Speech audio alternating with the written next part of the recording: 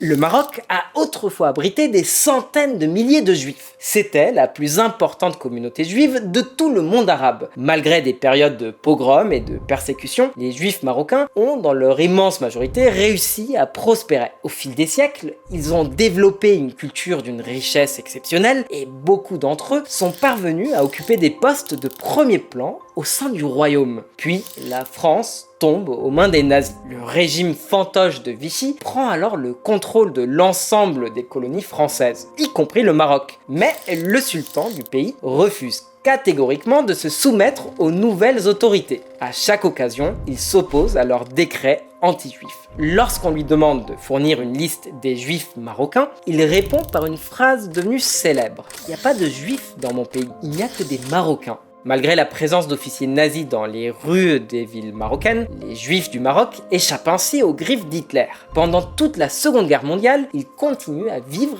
et à faire prospérer leur communauté. Mais quelques décennies plus tard, le paysage est méconnaissable. Les rues, autrefois animées des quartiers juifs, sont désormais silencieuses. Les synagogues ferment leurs portes les unes après les autres. La communauté, qui comptait autrefois plusieurs centaines de milliers de membres, ne représente plus qu'une infime partie de ce qu'elle avait un jour été. Aujourd'hui, il ne reste plus qu'une poignée de juifs au Maroc. Alors si le Maroc avait longtemps été un pays où les juifs avaient trouvé leur place, alors pourquoi est-ce qu'ils sont presque tous partis ?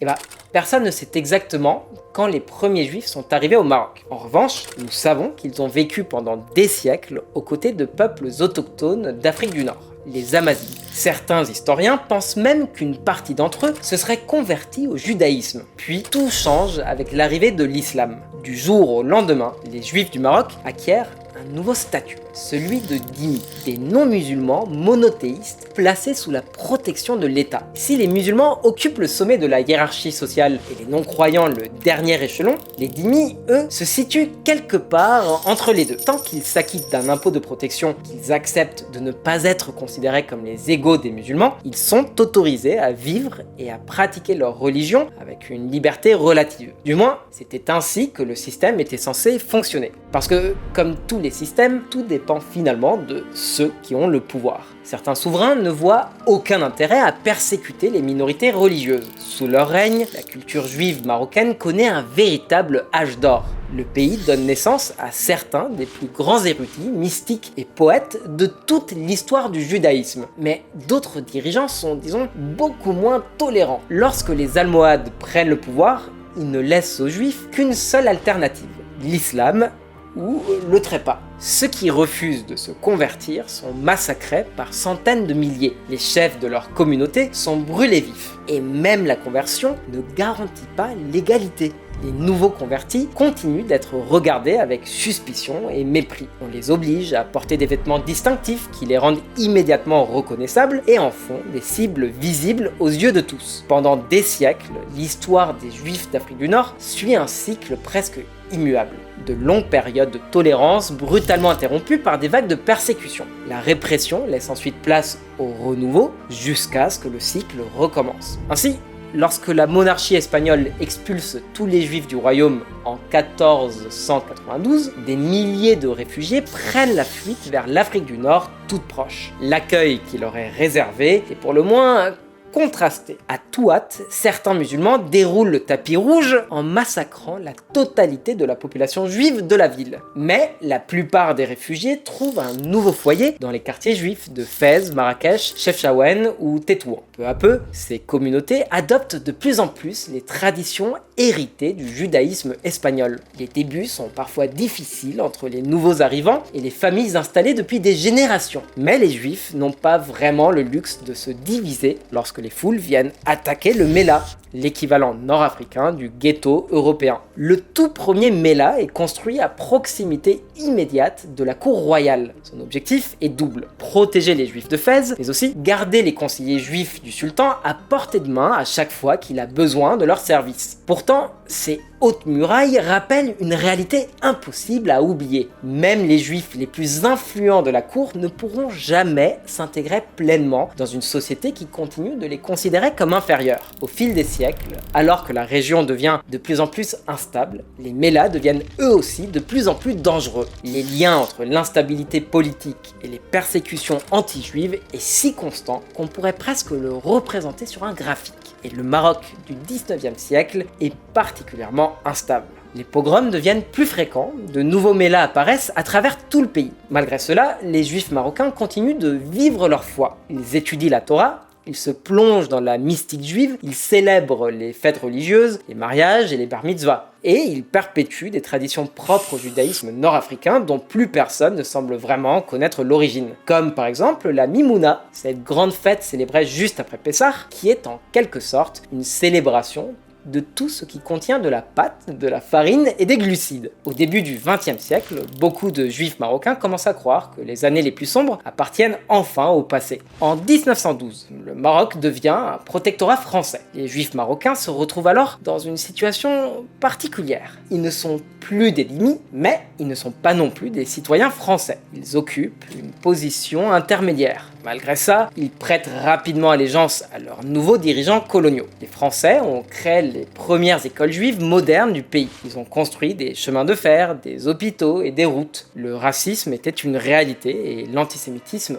aussi. Mais après tout, à l'époque, qui n'était pas antisémite? Au moins, les Français, ils organisaient pas de pogrom. Voilà ce que signifie vivre en étant perpétuellement l'autre. Lorsque votre destin dépend entièrement de ceux qui gouvernent, la simple tolérance finit par ressembler à l'égalité. L'absence de persécution donne presque l'impression d'être libre, jusqu'au jour où la France s'incline face au Troisième Reich. Jusqu'à ce moment-là, les Juifs du Maroc se considéraient comme relativement chanceux. Mais lorsque les nazis prennent le contrôle de la France, ils installent un régime fantoche dans ces colonies. Du jour au lendemain, les Juifs du Maroc n'ont plus la liberté de décider où est-ce qu'ils vont vivre, travailler ou aller à l'école. Ceux qui avaient enfin réussi à quitter les Mellahs sont contraints d'y retourner. Des milliers de Juifs d'Algérie, de Tunisie et de Libye sont envoyés dans des camps de travail forcés où la faim, les maladies et les mauvais traitements font des ravages, coûtant la vie à des centaines d'entre eux. Les Juifs du Maroc aussi. Mais pendant tout ce temps, le sultan Mohamed V résiste par tous les moyens dont il dispose. Chaque année, il invite des rabbins et d'éminentes personnalités juives aux célébrations officielles de son intronisation. Il refuse de recevoir les responsables nazis présents dans son pays. Et jusqu'à ce que les autorités le contraignent à céder, il refuse d'appliquer la moindre législation anti-juive. Encore aujourd'hui, les juifs marocains évoquent Mohamed V avec gratitude, avec affection et avec une immense fierté. Et pourtant, ce qui va suivre ne changera pas l'image que les juifs marocains garderont de Mohamed V. Parce que oui, la tolérance du sultan avait une limite. Cette limite s'arrêtait au sionisme politique, c'est-à-dire au mouvement qui défendait la création d'un État juif souverain sur la terre située entre le Jourdain et la mer Méditerranée. La terre d'Israël occupe une place centrale dans la pratique du judaïsme comme dans l'identité du peuple juif. Et les juifs d'Afrique du Nord avaient depuis toujours entretenu un amour profond et sincère pour Sion. Aux yeux de cette communauté profondément religieuse, le sionisme politique qui arrive en Afrique du Nord au début du XXe siècle n'est donc pas une idée nouvelle. Il apparaît simplement comme le prolongement naturel d'une conviction ancienne, le peuple juif a sa place sur la terre d'Israël. Pendant des milliers d'années, des juifs d'Afrique du Nord, dont beaucoup venaient du Maroc, avaient déjà entrepris le pèlerinage vers la Terre Sainte. Mais à partir des années 1860, bien avant la naissance du sionisme politique, un véritable mouvement migratoire prend forme. Des milliers de juifs nord-africains s'installent en Palestine ottomane dans l'espoir d'y construire une vie meilleure sur la terre de leurs ancêtres. Alors, lorsque les représentants de l'agence juive commencent à parcourir le Maroc en parlant du rêve sioniste, les juifs marocains les écoutent avec enthousiasme. Ils collectent de l'argent pour soutenir les pionniers installés en Palestine. Ils prient chaque jour pour eux. Ils rêvent de visiter un futur État juif. Ils rêvent aussi d'être enterrés un jour sur la terre d'Israël. Malgré ça, jusque dans les années 1940, très peu envisagent réellement de quitter définitivement le Maroc pour repartir de zéro. Surtout pour s'installer en Palestine, où la pauvreté et la faim restent omniprésentes. Puis arrive la Seconde Guerre mondiale. L'extermination d'un juif sur 3 à travers le monde rappelle brutalement une vérité que beaucoup refusent désormais d'ignorer. Personne ne viendra sauver les Juifs. Même le pays le plus tolérant finit par montrer ses limites. Partout dans le monde, beaucoup de Juifs en viennent alors à la même conclusion. S'ils veulent un avenir où ils seront libres et maîtres de leur propre destin, ils devront eux-mêmes le construire. Et justement au Maroc, les représentants de l'agence juive leur proposent de les aider à y parvenir. Alors peut-être que Mohamed V aurait vu ce projet d'un autre œil si cette future patrie juive avait été créée n'importe où ailleurs. Mais le sultan était aussi un panarabiste. Il considère que l'ensemble du monde arabe forme une seule nation et que tous les Arabes appartiennent à un même peuple. Dès lors, voir les Juifs vouloir établir leur foyer national en Palestine, sur une terre où vivent déjà des Arabes, lui paraît impossible à accepter. À ses yeux, il ne peut pas ignorer ce qu'il considère comme une offense faite à l'ensemble du monde arabe. Et à cela s'ajoute une autre réalité. Après des siècles durant lesquels les Juifs avaient vécu comme des dhimmis, protégés mais jamais réellement égaux, le monde arabe et musulman avait énormément de mal à accepter l'idée même d'une autodétermination juive. Pour beaucoup de musulmans, le judaïsme n'est qu'une religion, mais pas un peuple. Dans cette vision, un juif peut parfaitement être marocain, égyptien ou irakien à partir du moment où le pays qui l'accueille l'accepte. En revanche, il n'aurait aucun droit à posséder une patrie nationale qui lui soit propre, et certainement pas sur une terre déjà conquise par l'islam. Lorsque l'État d'Israël proclame son indépendance en 1948, Mohamed V annonce publiquement que tous les Arabes ont le devoir d'honneur de combattre le sionisme. Dans le même temps, il prend soin de rassurer la population en précisant que les Juifs marocains n'ont rien à voir avec ce qui se passe en Palestine, ni avec le mouvement sioniste. Mais les extrémistes, eux, ne la font pas cette distinction. Comme l'écrit alors un dirigeant nationaliste, il n'y a aucune compassion pour le poison sioniste qui se répand au Maroc. Les boycotts commencent presque immédiatement.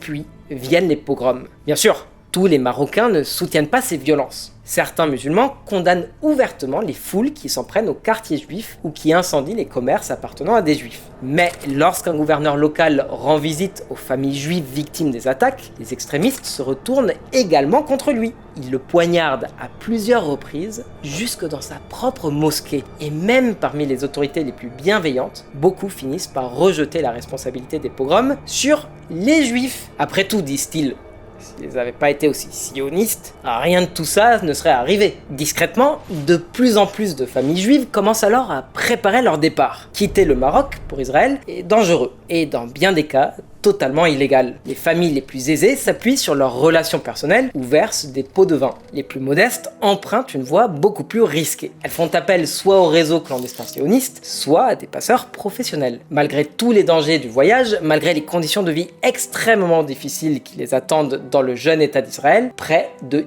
10% de la communauté juive marocaine a déjà immigré en Israël en 1951. Et ce n'est que le début. Après plus de 40 ans sous protectorat français, le Maroc obtient enfin son indépendance en 1956. Pour la première fois de leur histoire moderne, les Juifs marocains deviennent de véritables citoyens. Ils ne sont plus des sujets d'un empire colonial, ils sont désormais des citoyens marocains avec une égalité complète devant la loi. Beaucoup accueillent cette nouvelle avec enthousiasme. De nombreux Juifs rejoignent le mouvement nationaliste, convaincus qu'ils participent à la naissance d'un Maroc nouveau, libre et indépendant. Entre 2000 Juifs marocains reviennent même d'Israël, déçus par les conditions de vie extrêmement difficiles qu'ils y ont trouvées, mais aussi par les discriminations auxquels ils ont été confrontés. Ils deviennent le meilleur prétexte de ceux qui souhaitent rester au Maroc. Leur témoignage est convaincant. À leurs yeux, malgré tout, le Maroc reste le meilleur choix. Mais cet optimisme ne dure pas très longtemps. À mesure que les persécutions anti-juives s'intensifient, ces arguments perdent peu à peu toute leur force. Le parti nationaliste fait pression sur Mohamed V pour interdire toutes les organisations sionistes présentes dans le pays. Sous la pression de la Ligue arabe, le sultan va encore plus loin. Il interdit aux juifs marocains de se rendre en Israël, quelle qu'en soit la raison. Et ceux qui s'y rendent malgré tout comprennent rapidement qu'ils ne seront juste plus autorisés à revenir. Pour s'assurer que le message est bien compris, les autorités marocaines cessent tout simplement de délivrer des passeports aux citoyens juifs. Ainsi, même ceux qui voudraient partir légalement ne le peuvent tout simplement plus. Plus les autorités s'en prennent au sionisme, plus les juifs marocains sont déterminés à quitter le pays. Car dans les faits, les condamnations du sionisme semblent toujours finir par se transformer en mesures dirigées spécifiquement contre les juifs eux-mêmes. Les communautés juives vivent désormais dans la peur. La peur que leur fille soit enlevée, la peur qu'elle soit convertie de force, la peur que le simple fait d'être juif suffise à attirer les ennuis. La police harcèle régulièrement les juifs pour des motifs dérisoires. Prendre le bus, conduire une voiture, parfois même simplement porter des vêtements bleus et blancs. Et oui, les couleurs du drapeau d'Israël. Des juifs sont arrêtés, battus et détenus pour des prétextes aussi absurdes que ceux que je viens de vous citer. Ces mauvais traitements, de plus en plus fréquents, envoient un message très clair. Les juifs ne seront tolérés qu'à une seule condition, qu'ils renoncent à une partie essentielle de leur identité, leur lien millénaire avec la terre d'Israël, leur attachement à Sion et leur solidarité avec leurs frères et sœurs installés là-bas. Pour un nombre croissant de familles, ce prix devient tout simplement inacceptable.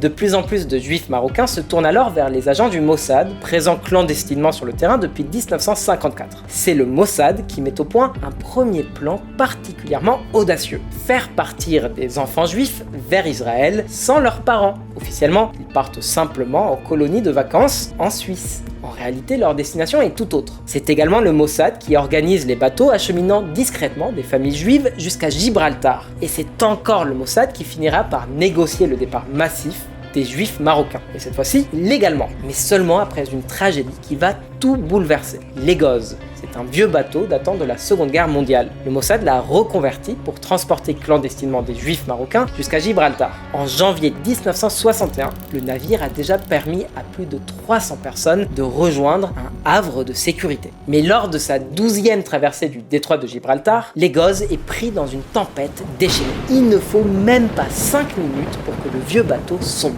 Il coule à moins de 16 km des côtes marocaines. Sur la quarantaine de personnes qui se trouvent à bord, seuls 3 survivent. Le naufrage de l'Egoz est une terrible tragédie. Mais pour l'État d'Israël, qui cherche à faire venir les Juifs d'Afrique du Nord, c'est aussi une occasion, une opportunité de mettre les autorités marocaines face à leurs responsabilités. La ministre israélienne des Affaires étrangères de l'époque, Golda Meir, le déclare haut et fort, publiquement, au risque d'humilier Rabat. Si les Juifs avaient été autorisés à quitter légalement le Maroc, ils ne seraient jamais montés à bord d'un vieux bateau délabré, chargé bien au-delà de sa capacité. À ses yeux, les responsables sont les autorités marocaines, qui ont privé leurs citoyens juifs de leur liberté de circulation. Lorsque les États-Unis et plusieurs pays européens commencent eux aussi à exprimer leur inquiétude face au mauvais traitement infligé aux juifs marocains, le nouveau pouvoir comprend qu'il va devoir faire un choix. Peu après l'affaire de l'Egoz, le roi Mohamed V est victime d'un arrêt cardiaque. Son fils aîné, Hassan II, monte sur le trône. Alors Hassan II, il n'est pas sioniste. Il n'a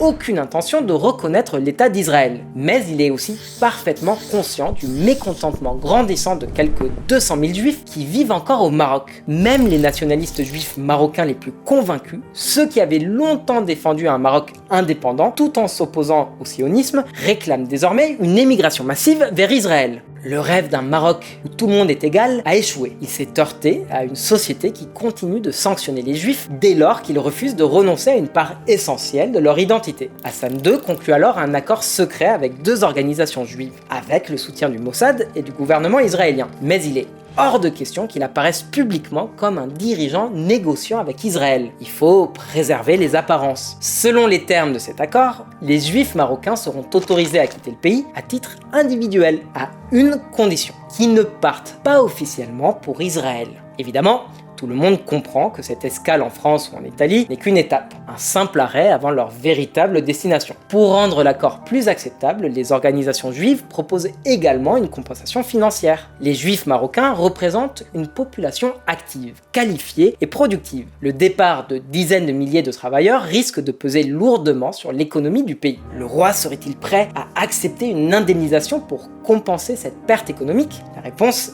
Et oui, quelques millions de dollars plus tard, la communauté juive marocaine est pratiquement vidée de sa substance. Contrairement à ce qui s'est produit dans d'autres pays arabes, les juifs du Maroc ne sont ni dépouillés de leurs biens, ni privés de leur nationalité, ni dépossédés de leur propriété. En revanche, ils comprennent très vite une chose. Une fois partis, ils ne seront plus vraiment les bienvenus s'ils décident de revenir un jour. Cet exode restera comme la migration de masse la plus discrète et sans doute la moins spectaculaire de toute l'histoire du peuple juif. Pourtant, elle laisse derrière elle une profonde amertume. Parce que, une fois arrivés en Israël, beaucoup découvrent une réalité bien différente de celle qu'ils avaient imaginée. Pour de nombreux juifs marocains, notamment ceux issus des grandes villes, instruits et parfois capables de parler 4 ou 5 langues, le choc est immense. Du jour au lendemain, ils se retrouvent installés dans des logements de fortune construits à la hâte. Ils reçoivent la visite de responsables israéliens, souvent bien intentionnés, mais aussi profondément condescendants, qui les considèrent comme des immigrés pauvres, arriérés et presque illettrés. Le rêve sioniste, il est magnifique. Mais la réalité sioniste est beaucoup plus difficile. La pauvreté, l'instabilité, les discriminations entre communautés juives et bien sûr des affrontements quasi permanents avec les pays voisins. Tout cela fait partie du quotidien du jeune État d'Israël. Avec le temps pourtant, la plupart de ces difficultés finissent par s'atténuer. Aujourd'hui, entre 10 et 15% des Israéliens revendiquent des origines marocaines. Et l'influence des juifs marocains est présente absolument partout. On la retrouve dans des portraits des grands rabbins qui ornent les étals des marchés, dans les célébrations de la Mimouna, devenue une tradition populaire dans tout le pays, dans la liturgie marocaine qui a trouvé sa place dans de nombreuses synagogues israéliennes, mais aussi dans une cuisine dont les épices, les saveurs et les recettes sont aujourd'hui devenues emblématiques et profondément appréciées. Chaque année, des dizaines de milliers d'Israéliens se rendent au Maroc. Ils viennent revoir les maisons où leurs grands-parents ont vécu. Ils parcourent les quartiers où leurs familles ont grandi. Et ils rencontrent les descendants de ceux avec qui leurs ancêtres ont partagé cette terre pendant des siècles. Alors, peut-être que les juifs marocains n'ont jamais complètement quitté le Maroc. Peut-être qu'ils emportent une partie du Maroc partout où ils vont, dans leurs histoires, dans leurs chansons, dans leurs coutumes, dans leurs souvenirs, comme un héritage précieux. Un héritage transmis de génération en génération. Un héritage vieux de plusieurs millénaires. Un héritage aussi précieux qu'il reste profondément empreint de nostalgie.